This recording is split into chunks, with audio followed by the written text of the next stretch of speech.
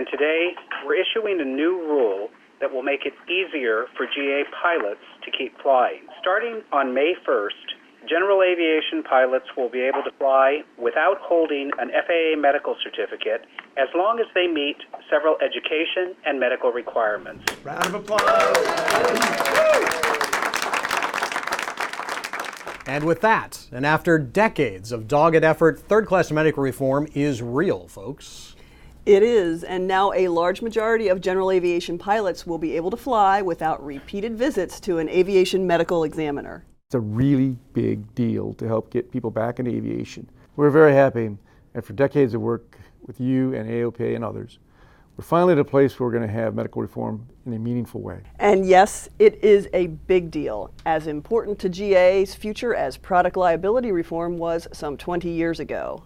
And like product liability, medical reform comes out of legislation AOPA helped push through Congress last year. Warren Morningstar tells us more about what this all means. So Warren? Well, you know, Tom and Melissa, this is certainly the biggest deal in my career here at AOPA, and like you guys, I've been here a long time.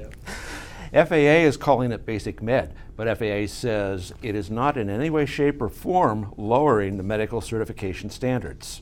Helps the airmen meet the appropriate level of safety for these non-commercial operations. The FAA published the BasicMed final rule this week, and you can start flying under the new rule in May. So with this effort, I'm really hopeful, and really do expect all of us in aviation to be even safer than we've been before. The BasicMed rule appears to follow closely the medical reform law passed last July. So we were able to convince decision makers and policymakers that this is a much better alternative. So right now we're going through the rule, and at first glance it appears that the FAA did everything they could to follow the intent and the requirements outlined in the law specifically. So who can use this alternate means of medical compliance?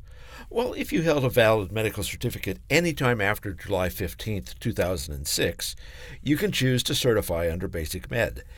AOPA has an interactive online checklist to help you decide if BasicMed is for you, and it's part of AOPA's Fit to Fly resources. The Fit to Fly, and that really is, I think, an appropriate buzz term for this issue that we spent years calling third-class medical reform, but it really is about our general recognition, our ability to self-certify every day as we've done for years, and to be recognized we're capable decision makers to be ready and fit to fly. Now, to make sure you know that you're fit to fly, you'll need to take an online medical education course every 2 years. AOPA's course will be available shortly. The course was developed primarily by the Air Safety Institute. We had a lot of input from AOPA staff, from physicians around the country, aviation medical examiners, non-AMEs. FAA did a review of the course over a year ago now, provided us with some really good input on what they would like to see as the regulators of the National Airspace System from a safety standpoint. The legislation, and of course now the FAA rule, also requires that you see a state-certified physician every 4 years. You'll give the doc a checklist of things to look at to determine if you're fit to fly. It's going to be very similar to the current third-class medical examination, but the significant difference is obviously that information. It won't be a pass-fail or a go-no-go because it's not going to be reported to the FAA.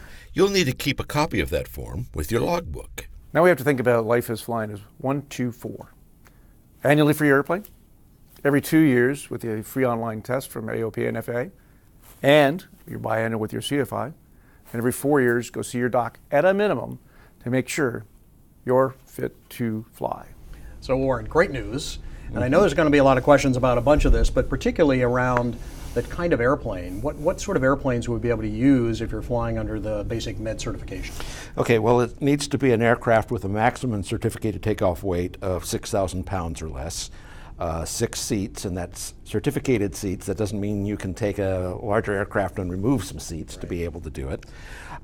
You'll have to fly slower than 250 knots. You'll be flying below 18,000 feet. But it covers day or night, VFR or IFR, and really this covers just a very large part of GA and most of us GA pilots. Yeah, it does. Yeah.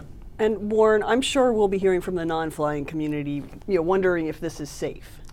Well, I'm sure we will, but as you know, because you've been involved for a long time with this, Melissa, we and others have crunched the data every which way from Sunday, and there's just no evidence to show that a third-class medical certificate makes any significant change in safety.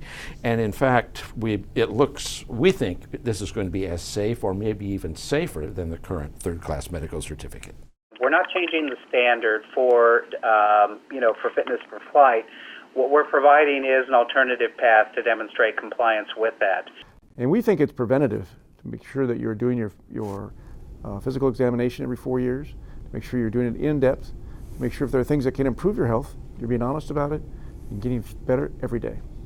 Now, Mark made the point that some pilots may have been reluctant in the past to tell their AME everything for fear of losing the medical certificate. So what we believe is that an honest discussion with your primary care physician, going over all of the medical factors, is really going to lead to pilots being safer, and that is fit to fly. However, some members are expressing concern and commenting around the idea that maybe their primary care physician, not a pilot, doesn't have experience in aviation, is going to be unwilling to sign the document for basic medical certification. Well, as Gary mentioned earlier, we worked with some non-aviation doctors, people who don't have any aviation experience, so that we could find out what their comfort level would be, what they would want to see. And, we're working on some educational materials for the doctors, and we hope to have those out soon. And, really, it's pretty common for doctors to be asked to affirm that someone is medically fit for a certain kind of job or activity. So this really isn't going to be that far out of their wheelhouse. And if people have more questions? Well, we have a whole suite of Fit to Fly resources, and that includes a frequently asked questions page. The BasicMed rule and the advisory circular will be on our website. We'll have the free online medical training course available very soon, as well as the educational resources for the doctors. So stay tuned, but stay patient, because this doesn't take effect until May 1st. Yeah, that's right, folks. Be a little bit patient. It's great progress, but it does come slowly. All this is relatively quickly by FAA standards. But got till May before you can actually exercise these privileges.